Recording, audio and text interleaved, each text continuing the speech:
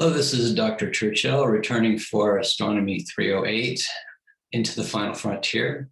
We are now beginning Module 3, and Module 3 is going to bring us up to the present date, and it's going to then as well move us into the area of commercial space, the possibilities for commercial space.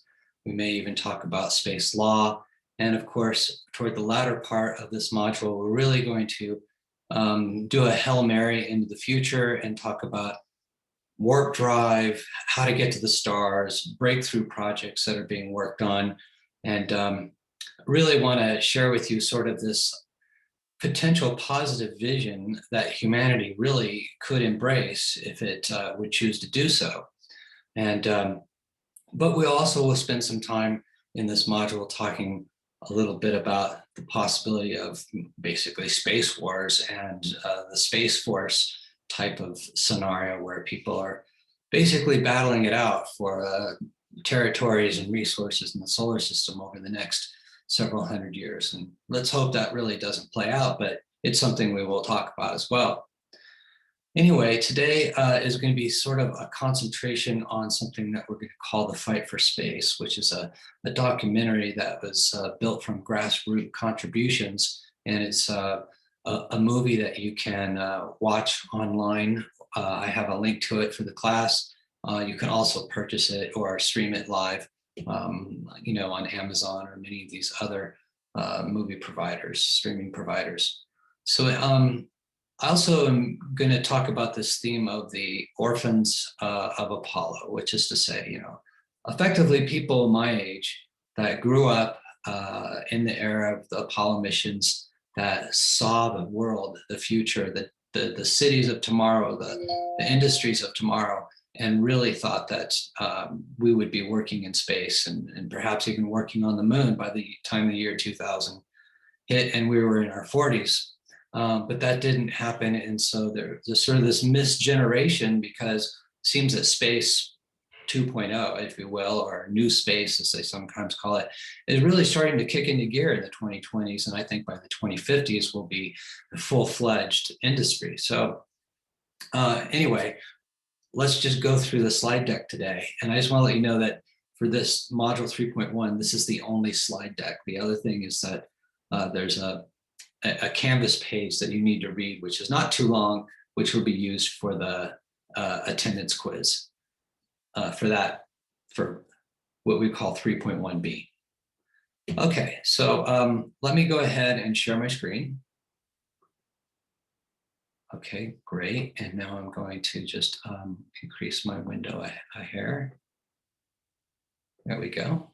Okay, so now what we've got is this opening page, which is really the image to advertise the movie or the documentary, as you will, Fight for Space. And really what this lecture will be, besides the two things I said, which is bringing us up to date from the Apollo program, I should say NASA's human spaceflight program, why it was pared down so much and what was the history of that and why that happened. And that's really what the story of the movie is about. Why we floundered basically for 50 years. And that's assuming that we're not going to continue floundering. But as we'll see, the way NASA's going now, it's not clear to me that NASA will continue to have some floundering before it adjusts to the pressures of the new markets. All right, so let's go back to 1969. We also know that the moon landings happened from 1969 through 1972 December, and we had the Skylab program. We had 3 missions there, a total of 9 astronauts over a period of a few years, and then followed basically by the shuttle that existed through the 80s, the 90s, and up to 2011.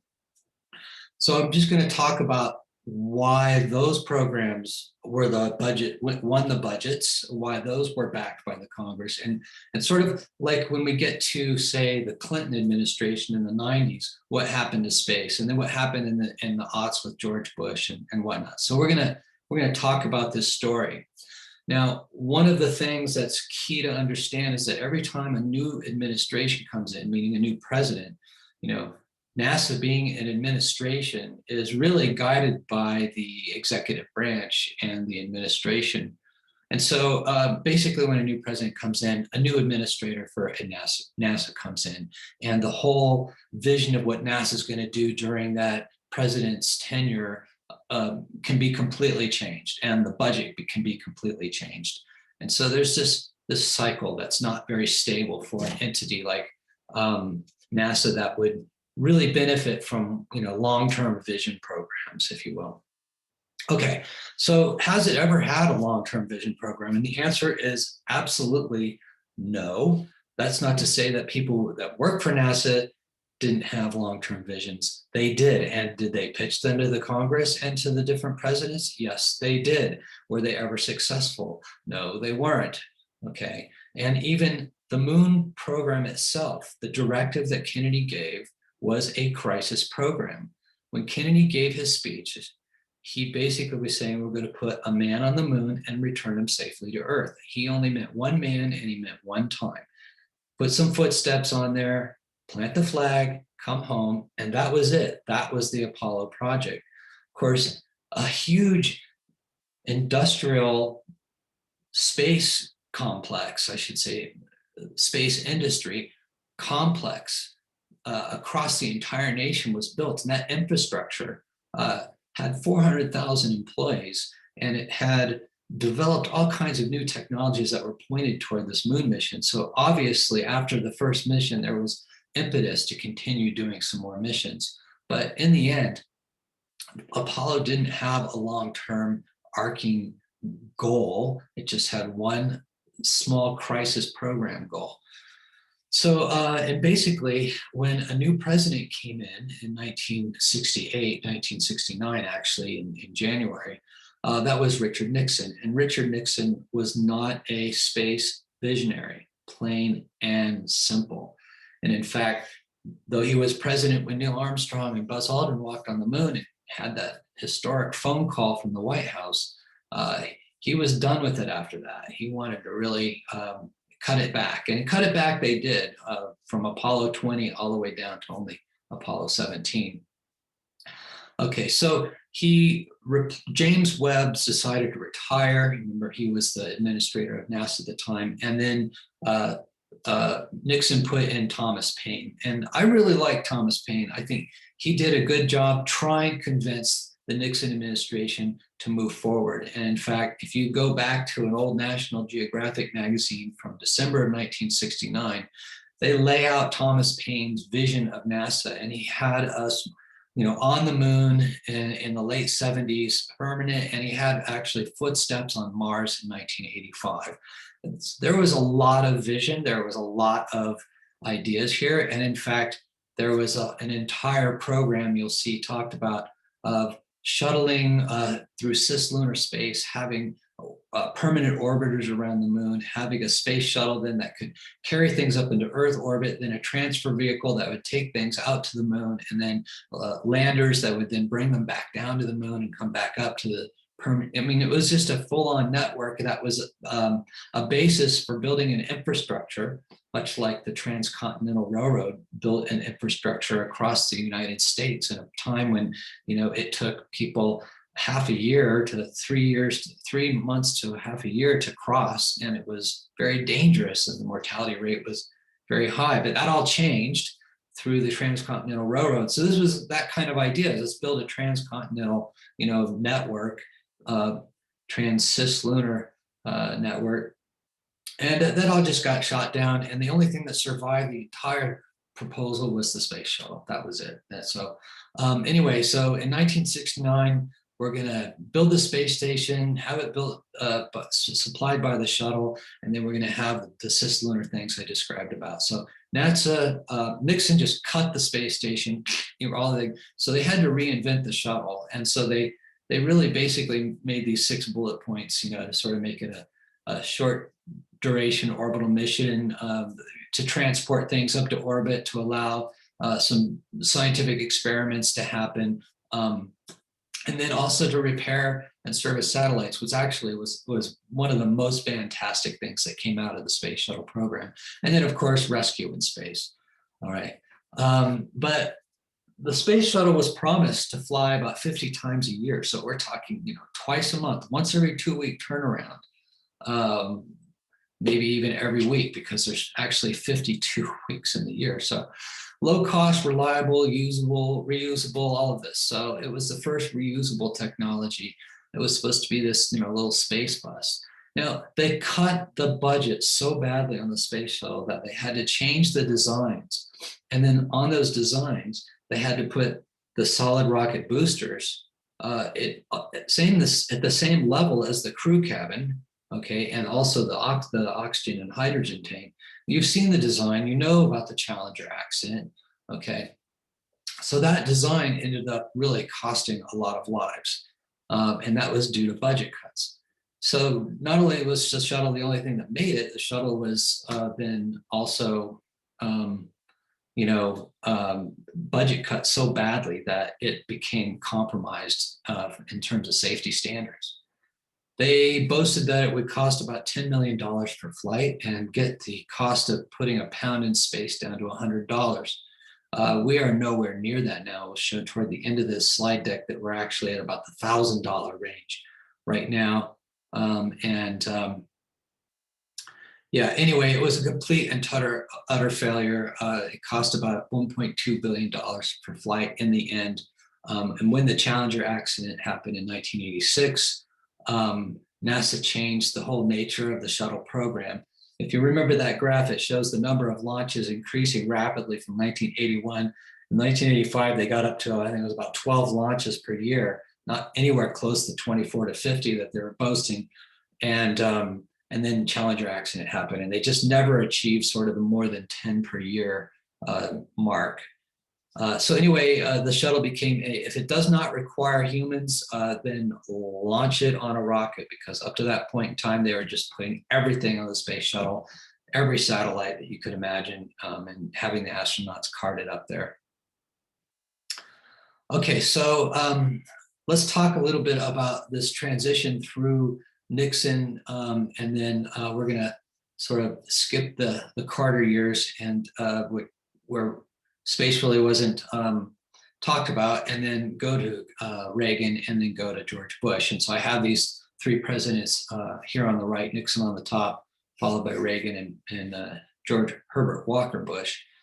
Okay, so as we know, the space station was one of NASA's primary goals after Apollo, and it was not approved by Nixon, but the shuttle did make it. After they successfully flew the shuttle for about 2 years, they thought, okay, let's go back to a new president, okay, President Reagan, and let's see if we can get our space station. And guess what? Reagan approved the space station. Congress approved that.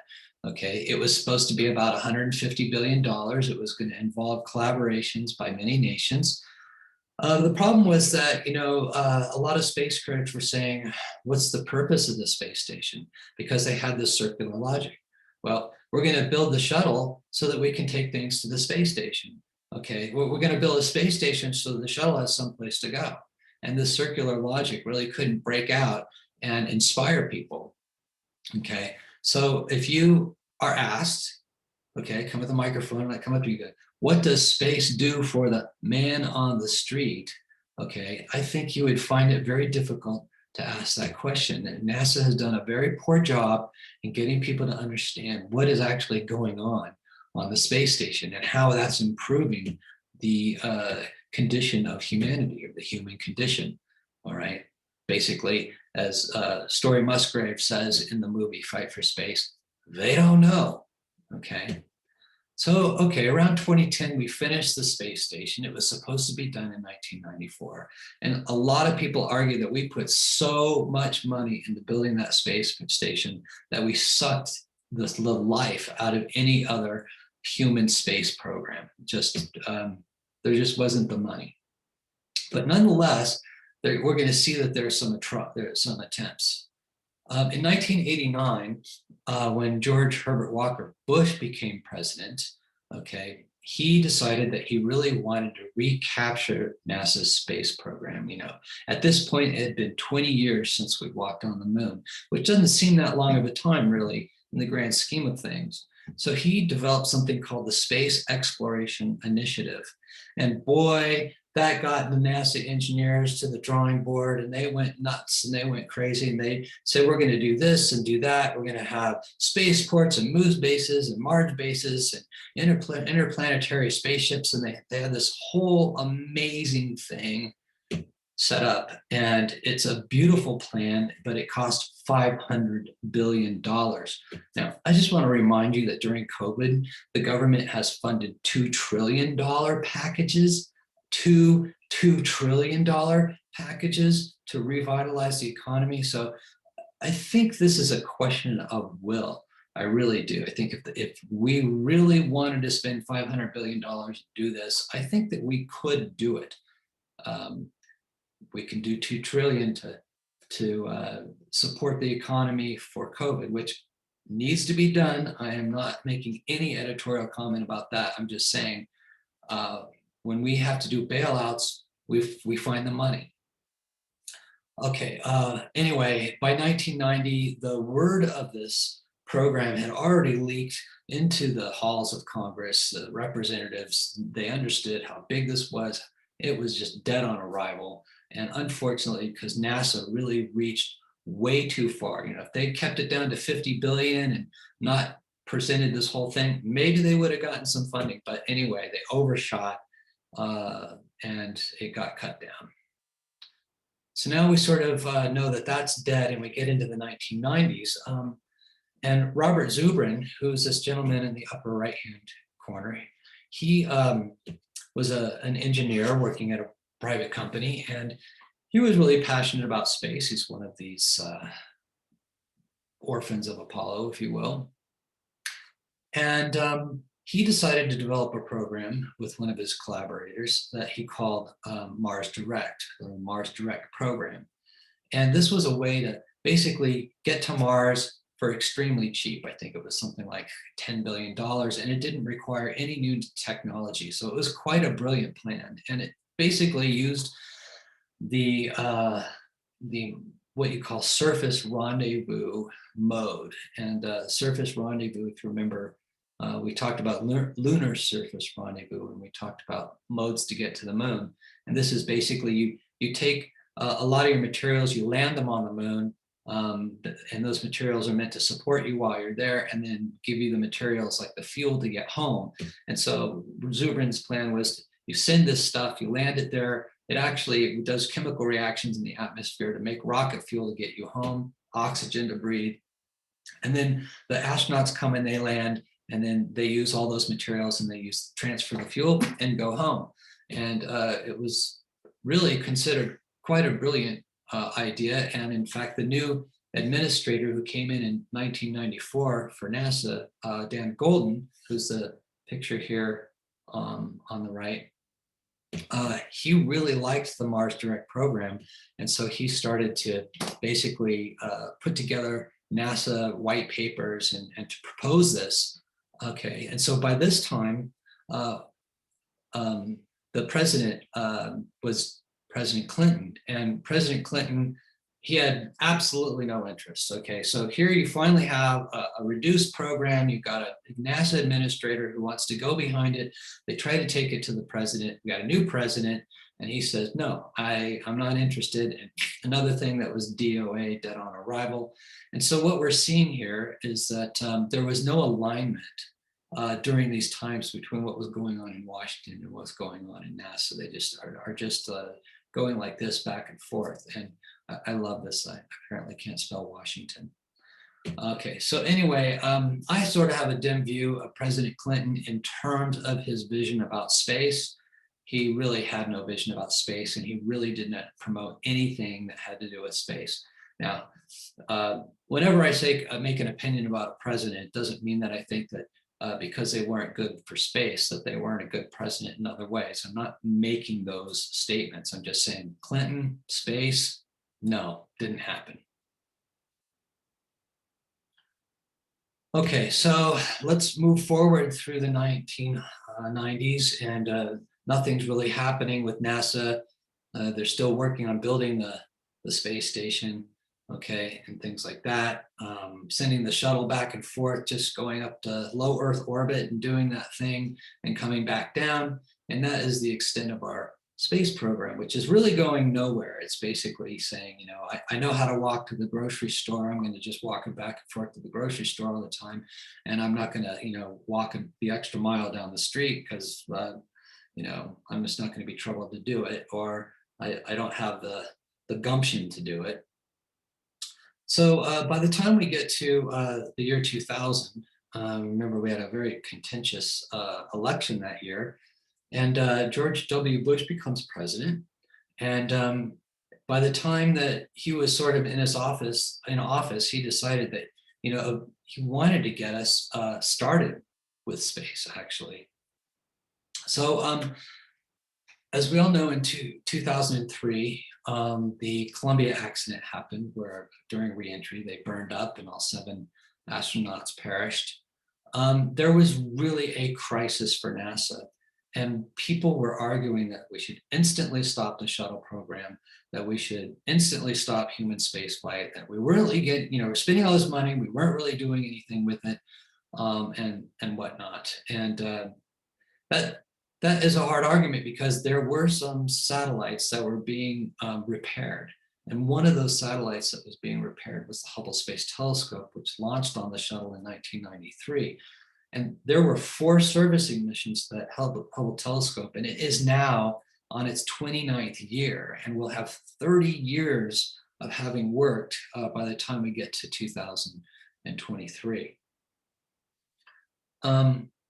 Okay, so basically, people felt if you're going to put human lives at risk, you have to really justify why you're putting human lives at risk. Okay, and so basically they changed the shuttle mission entirely, so it would always fly in the same orbit as the space station. And you know, the space station wasn't complete, but there were still astronauts going up there and doing missions. And the idea was that you could at least dock with the space station if something about the space shuttle seemed that it had lost its integrity and would be dangerous to re-enter the atmosphere with it. And then you could rescue the astronauts. The problem was that certain things like the Space Telescope, Hubble Space Telescope, was on a completely different orbit than the space station. And the orbit did not contain enough reaction control thrusters and that it could change orbits that much, that it could change from the Hubble Space Telescope orbit, and then if something was wrong, go and dock with the space station. It was impossible. It was very controversial for people to go back up and fix the Hubble Space Telescope again, but we finally convinced the government and NASA, as astronomers, we convinced them to do this. Okay, so in 2004, about a year after the Columbia accident, President Bush really decided that he wanted to get the space station built, okay? And so again, he said the shuttle will only fly to help finishing to build the space station. And then it will be decommissioned around 2010 and 2011, okay? But he also said, I want a permanent human presence in space and on the moon, and I want this to be done as early as 2015. So he set up this goal that we should build a new crew exploration vehicle. And therefore we could send astronauts to the moon, we could get them to live there, we could get them to work there. And it wasn't as grand as the original 1969 plan of Thomas Paine and the NASA engineers at that time, but it was basically a smaller version of that, so sort of more realistic.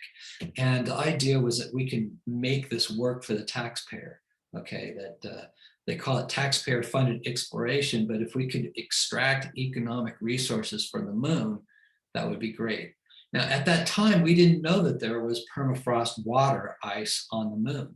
Now we know that there's water ice on the moon, and that was a complete and total game changer. But back then, we did not know that.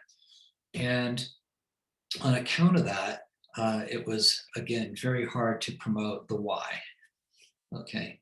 So NASA made some awesome plans. Again, they were this time affordable. they were visionary and sensible. So they reeled it in. They'd learned their lesson from George Bush's father's initiative, where they proposed a $500 billion program that was dead on arrival to Congress. None of this looked like Apollo. Okay, that was the point. It was something new, new technologies. None of it looked like Apollo. And that, again, you're going to see that direction got derailed again. Okay, and this time it got derailed by the administrator of NASA at the time, which was Michael Griffin.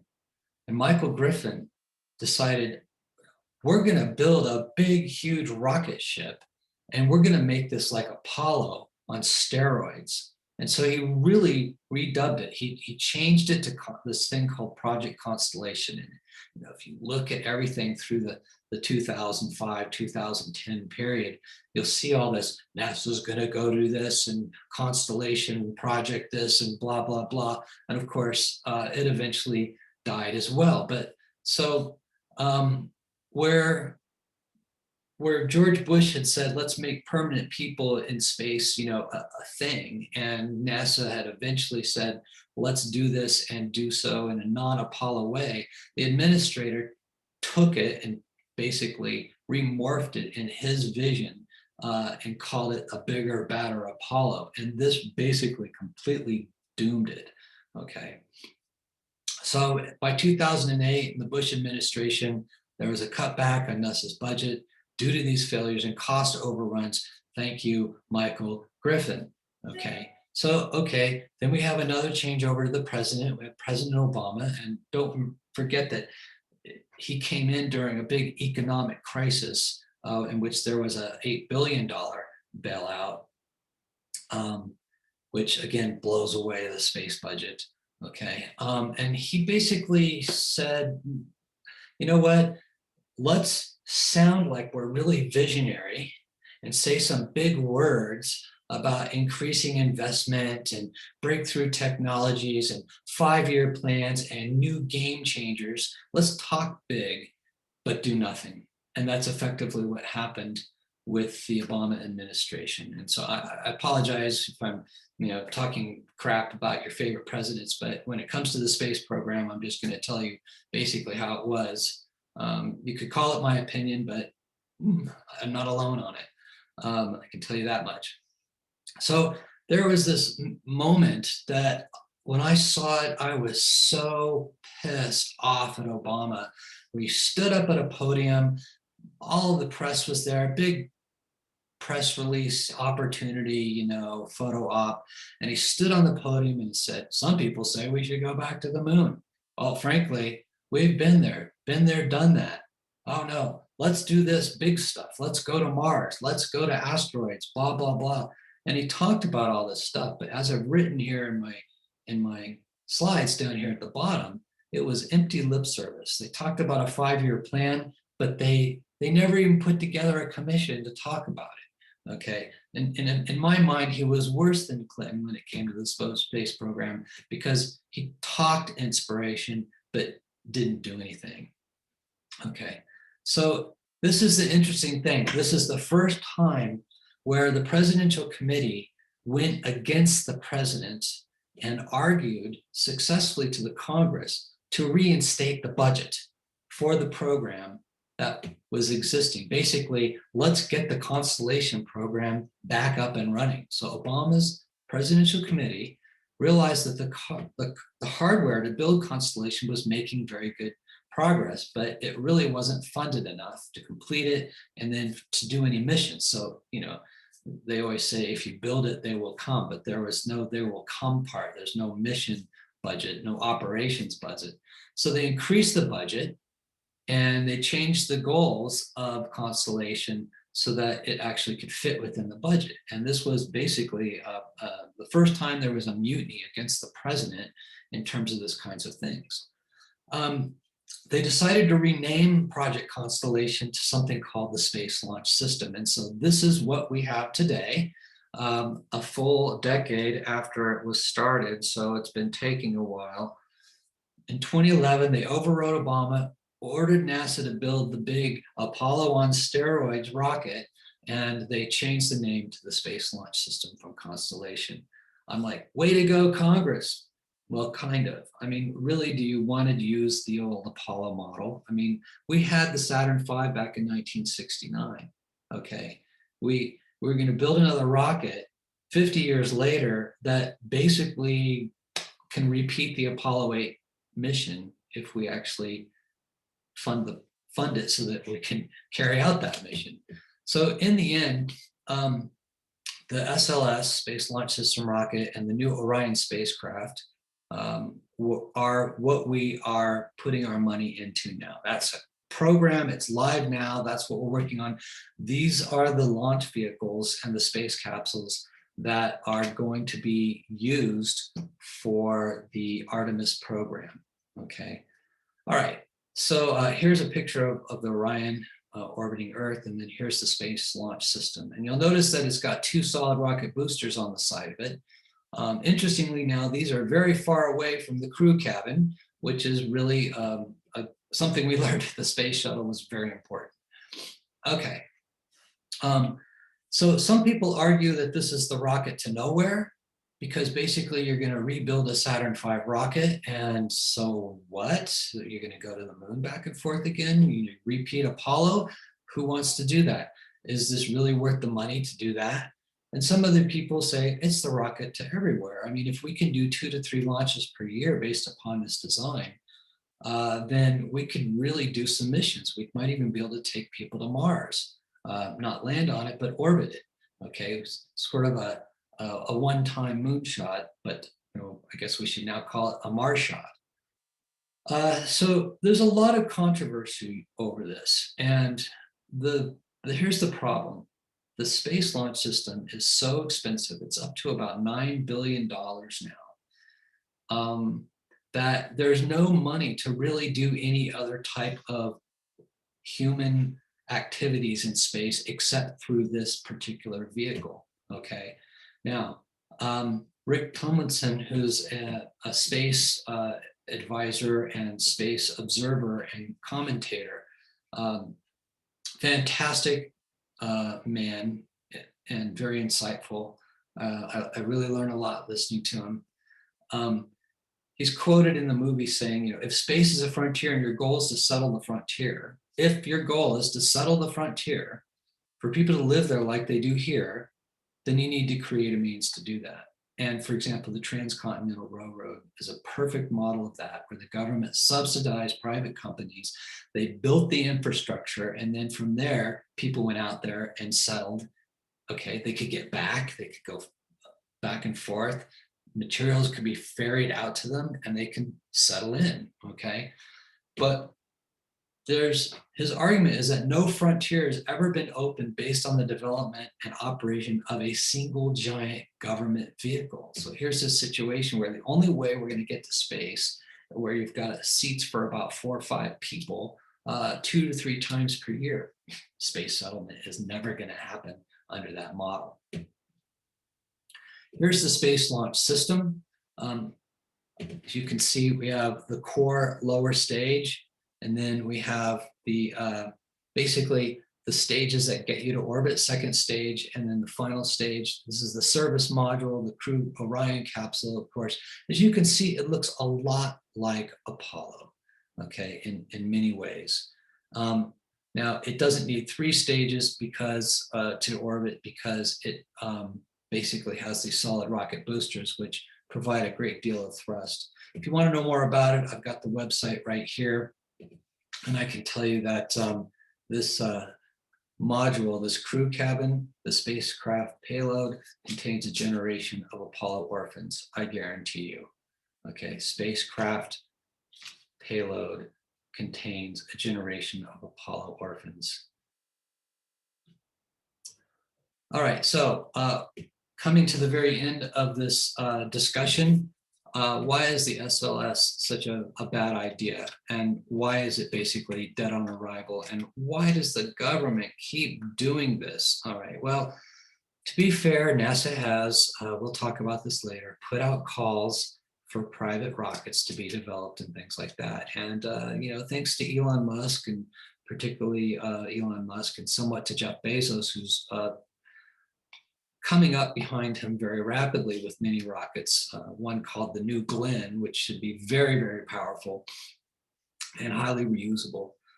I just want to talk to you about this slide, and we mentioned it in a previous, the previous lecture. I showed this, but I just want to show it again to emphasize why the SLS is a bad idea. Now, the SLS in today's dollars, 2020, is going to cost about $135,000 per kilogram to get to low Earth orbit. Okay, now it turns out that the Atlas V is about $10,000 per kilogram. The Falcon 9, with its reusability of its lowest stage, its initial first stage, is down to under $2,000, or 1.4% of what the SLS costs per kilogram to orbit to LEO. And the Falcon Heavy, when it's operating much more regularly, is down to almost $1,000, or 0.7% of the cost of an SLS in kilograms up to LEO. Okay, the trend and the goal, as you can see here on the right-hand side, has been reducing with time. So here's 1980, when a space shuttle was about $85,000 per kilogram. Slowly bringing it down, and then here's the SLS just sticking above this curve like a sore thumb. Meanwhile, private companies are continuing to move this down in this way. I guess I should have mentioned Boeing Starliner as well, but they've been having some trouble with that. We'll talk about that a little later. Anyhow, the goal is somewhere around the 2040s to get down to about $100 per kilogram to LEO. Now, I want you to understand about this chart is that each one of these ticks here, 10, 100, 1,000, 10,000, 100,000, each one of these is a factor of 10 higher. So if you put this on a linear scale, it would literally go off the paper, go through the roof, and be, you know, about a quarter mile in the sky. Okay, I exaggerate, but it would go very, very high if you took this 1-to-10 ratio, and this is 10 times that, and then this is 10 times that, and this is 10 times that. I mean, it really is an expanding ruler. And so it looks flatter than it really is, okay? So there's really been a decrease in the kilogram per to LEO cost. The SLS is absolutely obsolete. Now let's talk about this. You know, the SLS is going to cost about $2 billion per launch. Now I always want that to sink in. $2 billion. See, we launched 5 of those. It's $10 billion. Okay. Right now, the Atlas V is $225 million per launch. It's about 10% of the SLS. The Falcon 9 is about $50 million to refurbish and rebuild and get launched again. So that is 0.25% of the Space Launch System. And the Falcon Heavy, when it launches, it will be a little bit more, okay, but its cost per kilogram to orbit is about half that of the Falcon 9. As I said, the trend and the goal is that by 2040, we want to get down to about $100 a kilogram per orbit. The SLS, if NASA continues to back it, which I don't recommend NASA, is to continue building what are called Mark II, Mark III, Mark IV rockets. And this is the Block 1 rocket. So this is the second block we call 1B. This is the 1B cargo, which is to say it's going to just take cargo up and into orbit. And then here's the Block 2 crew. It's supposed to be a little more powerful. And then going from 8.8 million pounds of thrust at launch to about 12 million pounds thrust at launch. And then the SL Block 2 cargo, again at 11.9 or 12 million pounds per thrust. So here's the payload to translunar injection or to the moon. And basically, this is as much weight as it can take, do a translunar injection burn to get to the orbit around the moon. Okay, and then this is the payload volume. But the interesting thing is that the Saturn V could launch about 50 tons to the moon. And it looks here that the Block 2 spacecraft is going to be doing something that's greater than about 45. But basically, if you think about it, we've just basically repeated the Saturn V rocket, really, when it comes down to it. And it's cost a tremendous amount of taxpayer money. I mean, it should really be upsetting to the taxpayer. Okay, so this is my last slide we're going to end with, and I'm just going to say that one of the things we'll be talking about shortly in this class is Project Artemis. And Artemis is basically the sister of Apollo, and the idea is to put a little bit of a gender balance into the moon program, into the human spaceflight program. And one of the goals of Artemis, not only to emphasize the sister of Apollo as sort of like the siblings programs and with gender equality, but is also to have gender equality on the missions and to have commanders that are women, have the next person who walks on the moon, the next American that walks on the moon, to be a woman as well. And so I think this is a great thing. We talked about how during the Mercury era, the Mercury 13 were basically shut out and never considered, basically because of their gender. And so it's a wonderful thing that the world in this way is evolving and becoming more equalized. Okay, well, I hope you enjoyed that, and you must watch this video, Fight for Space. It is a life-transforming moment for young people to see how dysfunctionality can really change a generation or multiple generations of humanity's direction and growth, and their optimism. Okay, I know that most of you have left the video by now, because once I say the spacecraft payload words, I've seen it on YouTube. You guys are gone. You just scatter like cockroaches. But I just want to say that as we go forward, watch your government and make sure that when your generation gets into power, please don't let them be dysfunctional. Like the generation that's one generation ahead of me is so dysfunctional. It's unbelievable what's going on in Washington right now. And I wonder if we can pull it out. And it really would be my generation that pulls it out. I mean, I'm on the lower end of that. So I'm in my 50s, and people that are in Washington are usually in their 60s. So when your generation's in its 60s, don't let this happen, please. That's all I have to say. So, okay, we'll move on here to the next lecture. We'll be talking about SpaceX, Blue Origin, Boeing and their Starliner. And we're going to start to get into the aspects of what's going on in the current world. So I hope you enjoyed the lecture. Thanks for sticking out to the end, and we'll see you next time.